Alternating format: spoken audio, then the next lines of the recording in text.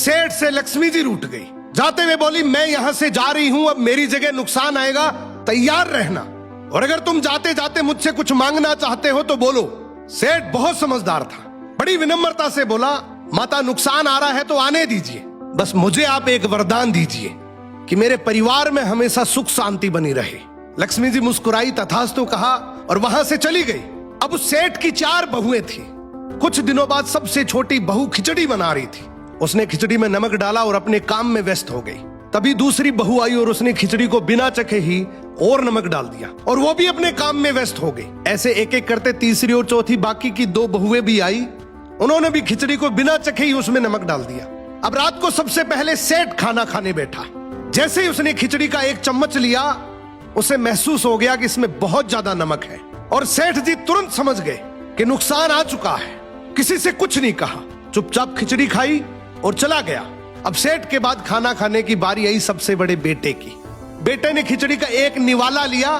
उसने परिवार वालों से पूछा, पिताजी ने खाना खा लिया? उन्होंने कुछ कहा? तो बाकी सबने जवाब दिया, हाँ पिताजी ने तो खाना खा लिया, लेकिन किसी से कुछ नहीं कहा। तो बड़े बेटे ने भी चुपचाप खिचड़ी खाई और चला गया।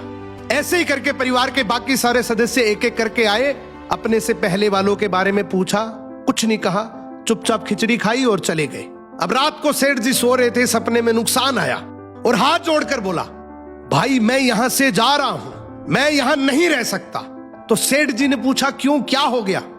नुकसान बोला, तुम सबने मिलकर 1 किलो नमक खा लिया, पर मजाल है कोई किसी पर नहीं चिल्लाया, किसी ने गुस्सा नहीं किया, सब शांत रहे।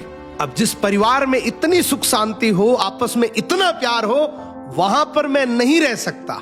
निष्कर्ष कि जिंदगी है तो उतार चढ़ाव, दुख सुख, फायदा नुकसान सब चलता रहेगा, लेकिन जिस परिवार में आपस में लोगों में प्यार है, सुख शांति है, छोटे में आदर, बड़े में बड़प्पन है, उस परिवार का कोई नुकसान, कोई आपदा कुछ नहीं बिगाड़ सकती।